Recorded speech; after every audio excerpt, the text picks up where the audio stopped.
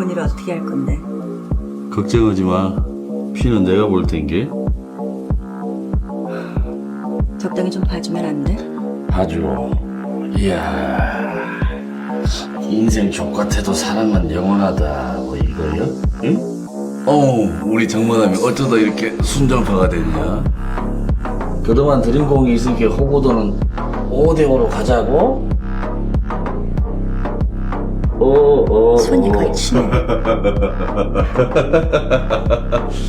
8대2. 내가 8이야. 싫으면 법대로.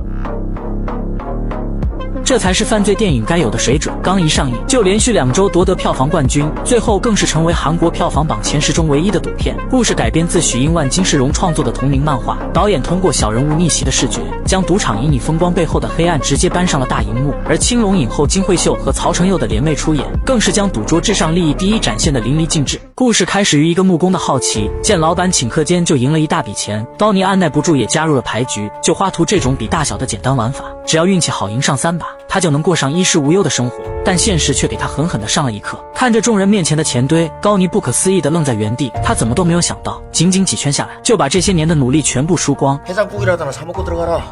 못 잃으면은 속술이잖아요. 至此以后，高尼变得一蹶不振，甚至连工厂都不愿意回去。然而，就当他绝望之际，姐姐却突然回到了家中。高尼特别的兴奋，因为他非常清楚，姐姐离婚后一定得到了大笔赡养费，只要能够将其拿到，不仅能够连本带利的赢回来，兴许还可以给家人换个大房子。于是，高尼趁着家人熟睡，偷偷拿走了姐姐所有的积蓄。感受着扑面而来的清风，高尼暗自发誓，这次如果再输光，就找个地方了却一生。怎料刚来到工厂，就被同村的千在拦住。 이따가 팔땡이 떨어지면 판 좀 켜주라. 뭔 소리야? 팔이 떨어지지. 무조건 판만 켜. 네 본전은 내가 돌려줄게. 起先高尼并没有当回事，可刚玩没几圈，他就真的拿到了1对8。等观察完几人的神态后，此刻他彻底相信了千在的话。眼看中间的现金越落越高，高尼心中的贪念瞬间突破牢笼，直接把手中的钱全部压了上去。只要赢下这一把，他将直接乌鸦变凤凰。当听到最后一个人拿的是黑色牌，高尼直接把手伸向了钱堆。 본이야. 니를 왜 그래 재수가 없냐? 자, 굿땡. 굿땡?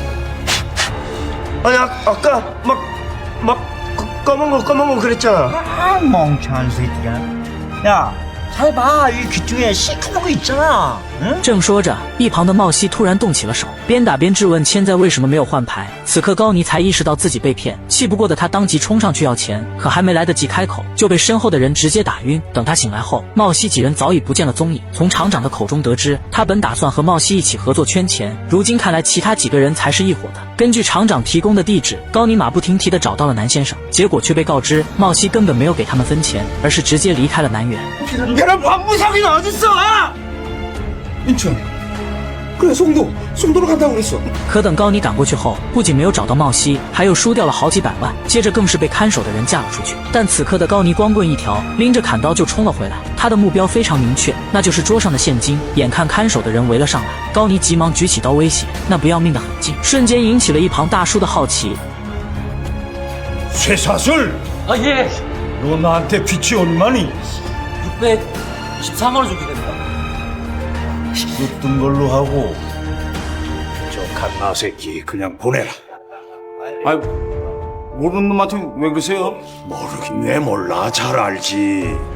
갈 때까지 간 놈. 야야야, 비켜. 저리 가. 야, 니네 박무석 알아? 박무석?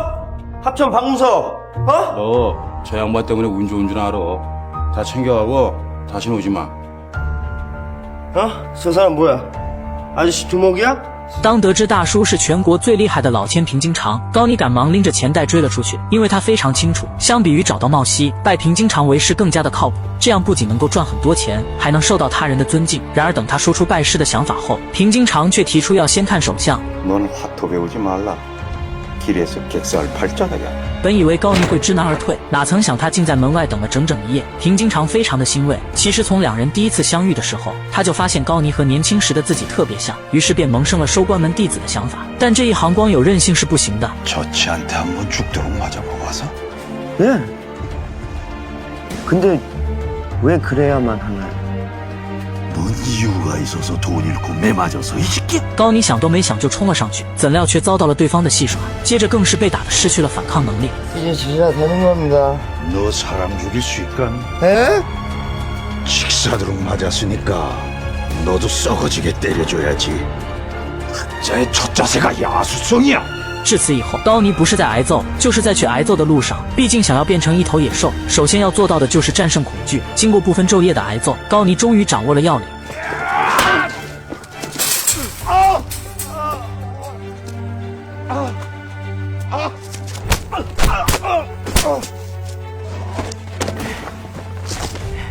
십새끼. 머리를 써야지.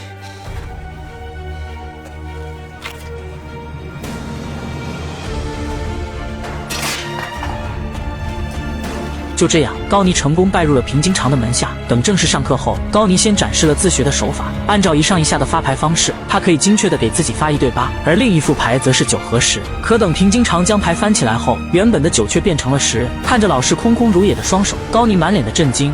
어떻게 하신 겁니까?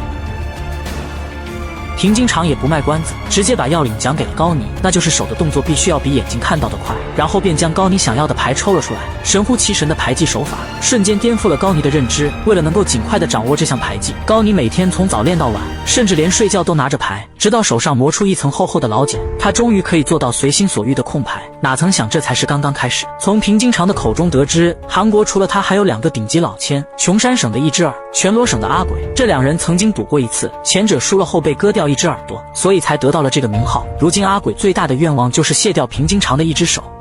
보라, 잘렸니? 응? 아기는 지금도 날 쫓아다니고 있어. 이때쯤 네가 그걸 알아야 되는데. 내가 누구냐? 화투를 거의 아티의 경지로 끌어올려서 내가 화투고 화투가 나인 모라 일체의 경지, 응? 혼이 담긴 구라, 응? 응?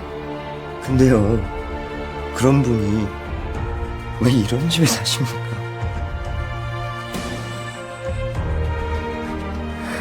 어째 내가 땅만 사면 거기만 땅값이 떨어져. 다 보인다, 야. 항상 붙이고 다니라.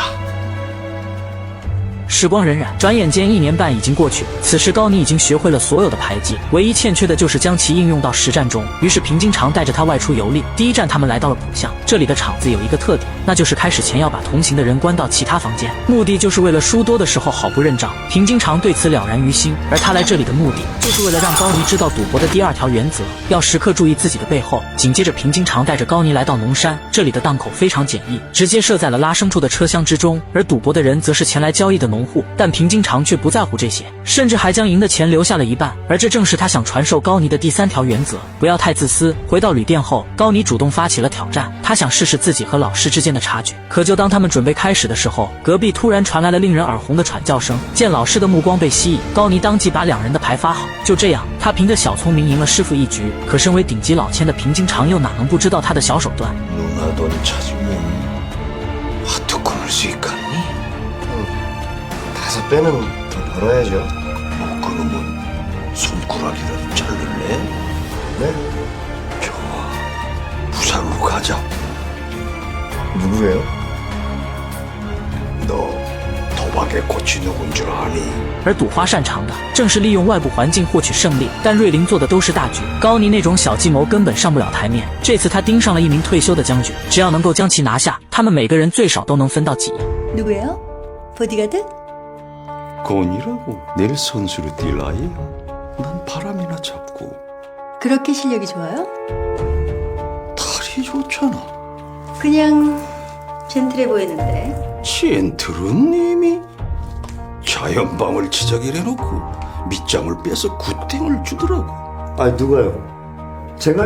갓나 새끼 밑장을 빼면 当得知高尼是平津长的关门弟子，瑞林立马来到了他的身边，虽然嘴上没有说什么，但一举一动之间都在透露着拉拢之意。深夜，高尼偷偷地找到了瑞林，他无法抗拒这样的诱惑，更别说对方还是韩国的朵花。然而他却忽略了一件事，往往越漂亮的花越有毒。到了约定的时间，三人按照提前定好的暗号，把将军的家底一扫而空。可就当他们准备结束牌局的时候，输急眼的将军竟要拿东西抵账。当看到是把精美的左轮手枪后，平津长急忙摸鼻子示意收手，哪曾想两人谁也没有停下来的意思。此刻他才意识到徒弟已经被朵花拿下，但是已至此，平津长也只能陪两人把戏演下去。而结果也正如他所预料的那般，牌局刚一结束，将军就让手下到楼上叫人。可让他万万没想到的是，手下非但没有把人叫来，反而用刀架住了他的脖子。 소리 내면 죽는다. 손가락도 까딱하지마. 김수장 너 왜 그래?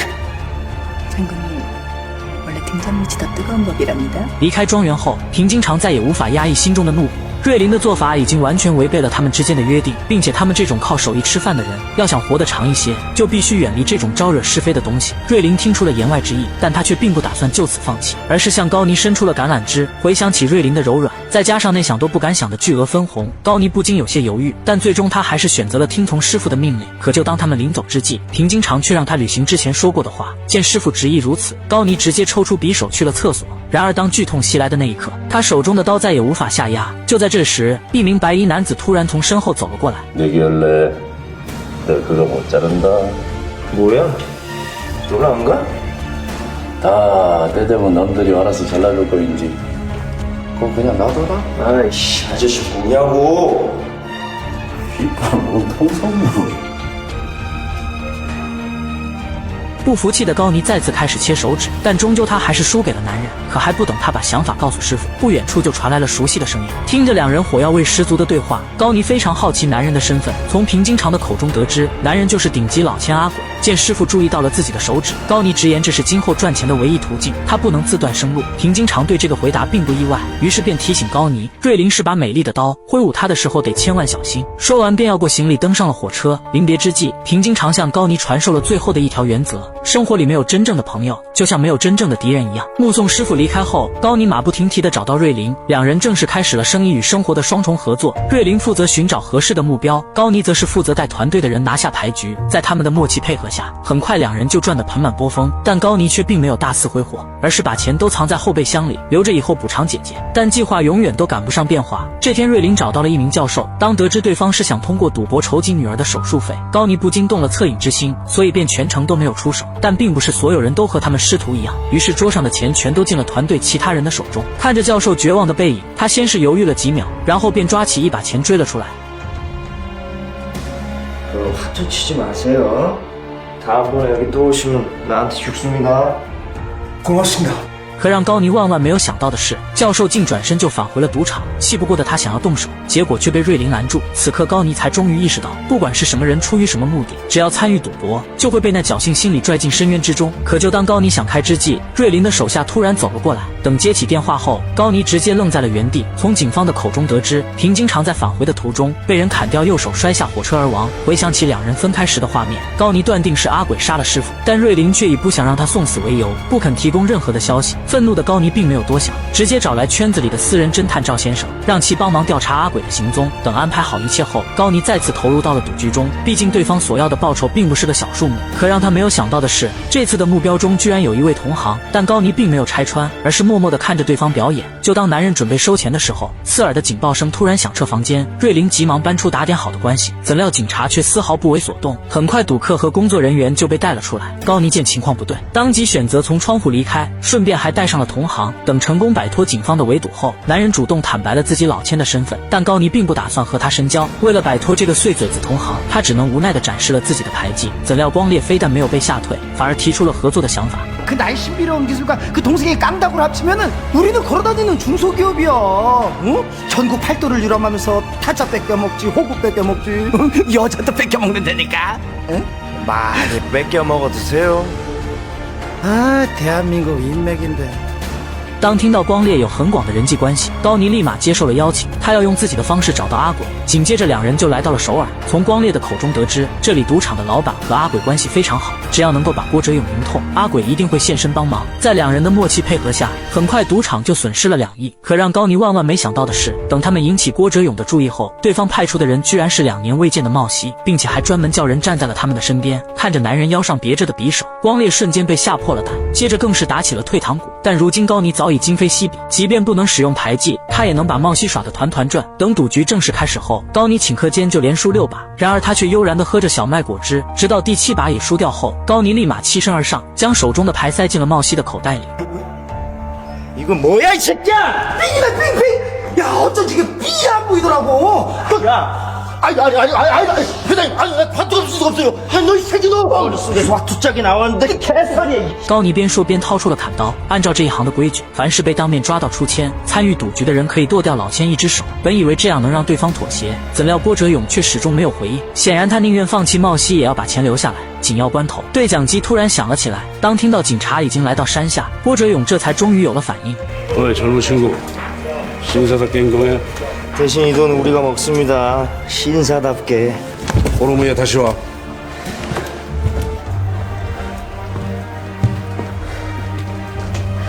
합천 양반.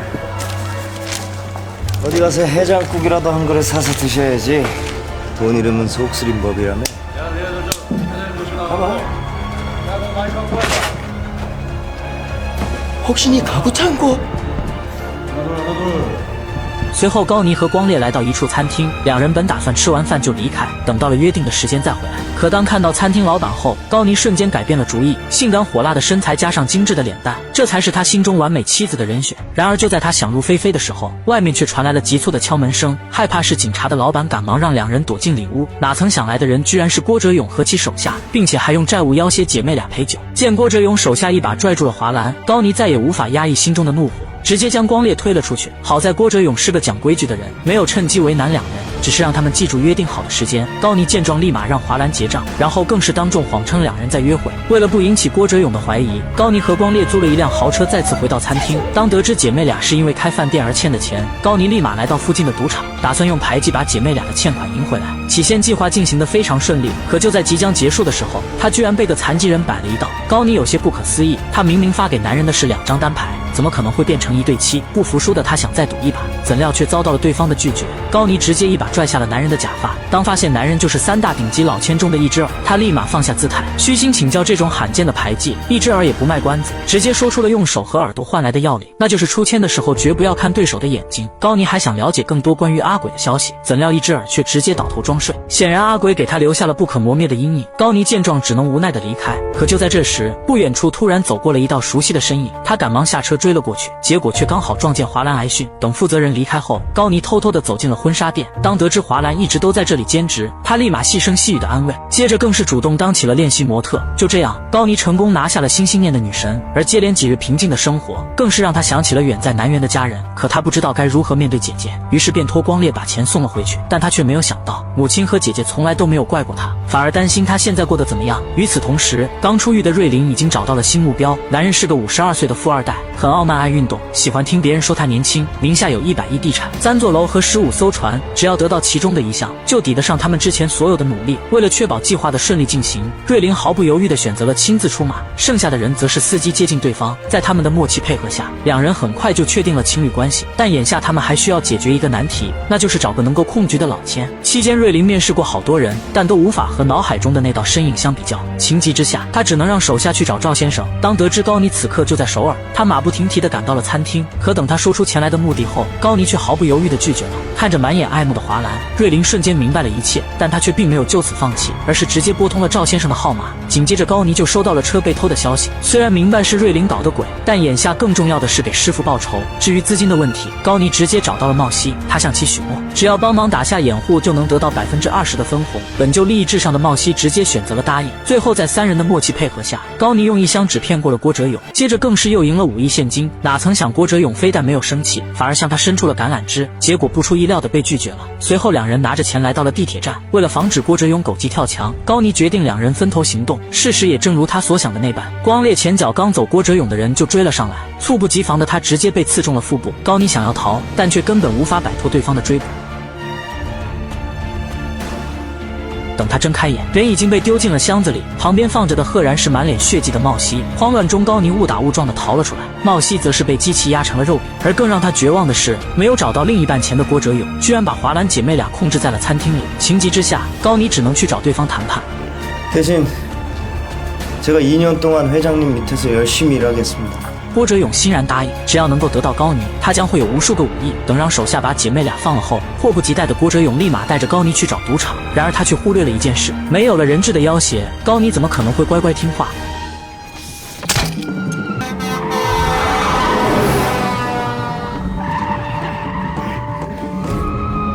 最终车子失控冲了出去，猝不及防的郭哲勇和手下当场死亡。就这样，高妮如愿地引出了阿鬼。与此同时，赵先生终于有了新的线索。据目击者交代，那天对平津常出手的人嘴里面有几颗金牙。正说着，瑞林的手下拿来了报酬。赵先生抬头的一瞬间，整个人直接被惊呆了。他万万没有想到，策划这一切的居然就是面前的女人。为了保住自己的性命，赵先生连报酬都没拿就起身离开。晚上，阿鬼带着郭哲勇的人找上了门。当得知对方是来找高妮，瑞林赶忙为其辩解。眼下富二代那边已经到了关键时刻，他绝不允许出现任何的意外，更别说高妮这个主要人物。哪曾想阿鬼早已知道了他的计划，并且还以此要挟，如果不把高妮交出来，他就把这件事告诉媒体，让瑞林无法在韩国混下去。见事情没有任何回旋的余地，瑞林直接起身回到了房间，而阿鬼则是识趣的跟了上来。他非常清楚，身为韩国的赌花，瑞林不会和任何的人产生感情，所做的一切都是为了利益，而他也同样如此。给郭哲勇报仇只是为了高妮手中的钱。 그동안 들인 공이 있으니까 호구도는 5대5로 가자고? 손이 거의 치네. 8대2. 내가 8이야. 싫으면 법대로. 법? 아직도 그래도 뜨뜻미지근한 걸 믿어? 호구한테는 날 기술자라 소개시켜주고 방생 하나 깔아? 작업하자고 그럼. 不久后，光烈受邀参加几人的赌局，不了解情况的他还以为碰见了大鱼，结果出千被阿鬼抓到，落了个和一只耳同样的下场。很快消息就传遍了整个圈子。当得知好兄弟的手被阿鬼废掉，高妮直接敲碎手臂上的石膏，然后便马不停蹄地回到了釜山。在瑞林的带领下，他终于再次见到了阿鬼。紧接着，船长带高妮来到了杂物间，看着好兄弟凄惨的模样，高妮再也无法压抑心中的怒火。 怎料光烈却让他赶紧离开，不要再想着报仇。显然阿鬼同样给他留下了阴影，但高妮却转身走进了房间。这一次他定要把阿鬼杀掉。然而等赌局开始后，高妮却感觉到了深深的无力，因为他根本无法识破对方的牌技。接着阿鬼便把富二代支走，显然是想加快赌局的进度。新一轮开始后，高妮不经意间哼出了师傅的咒语，哪曾想阿鬼居然问起了平津长的下落。 죽었어. 어쩌다가? 기차에서 떨어졌다네. 高妮瞬间意识到了不对劲，但他并没有声张，而是继续发牌，并且还用上了最熟练的牌技。 동작구만 밑장 빼기냐? 뭐야? 내 패하고 정마담 패를 밑에서 뺐지. 내가 빙다리 핫바지라 보이냐 이 새끼야. 증거 있어? 증거? 증거 있지? 너는 나한테 굿땡을 줬을 것이요. 그리고 정마담한테 줄려는 거 이거 장짜리 아니야? 자 모두 잘 보쇼. 정마담한테 장땡을 줘서 이 판을 끝내겠다 이거 아니야? 시나리오 쓰고 있네 미친 새끼가. 이름이 급해 봐봐. 혹시 장이야? 배 건들지 마. 손모가지 날라가 본 게. 해머 갖고 와. 瑞林见状，赶忙象征性的阻拦。可就在这时，高妮却提出要以此为赌，而赌注就是两人的右手。看着高妮的眼神，阿鬼毫不犹豫地选择了答应。紧接着，两人的手就被绑了起来。可等他将牌拿起来后，整个人直接愣在了原地。他万万没有想到，居然真的会有人故意给自己发烂牌。可就当瑞林准备拿钱离开的时候，高妮却叫住了众人。 그걸 어떻게 알았어? 그거 당연히 오른팔일 거라고. 아니야? 왜 죽였어? 나한테 소리치지 마! 왜 이래? 왜 이래? 见瑞林依旧在狡辩，高妮直接一把将其推倒，然后便将一桶油全部倒在了钱堆上。等高妮离开后，瑞林急忙冲上去灭火。而金牙则是威胁随从砍断了阿鬼的手。眼看火势越来越大，瑞林当即夺过手枪追了出去。他威胁高尼把另一半的钱留下来，可得到的却只有冰冷的背影。气急败坏的瑞林直接扣下了扳机，好在并没有击中高尼的要害。就在这时，负责接应的赵先生赶了过来，高尼强忍着疼痛把光烈扶上了车。伴随着三人的离开，码头上响起了急促的警笛声，但这一次瑞林却放弃了逃跑的机会。另一边，高尼把光烈送到了医院，等安顿好赵先生后，他便匆匆离去。为了能够尽快见到心爱的人，他连伤口都没有处理就坐上了火车。可就在这时，郭哲勇的手下突然出现在了面前。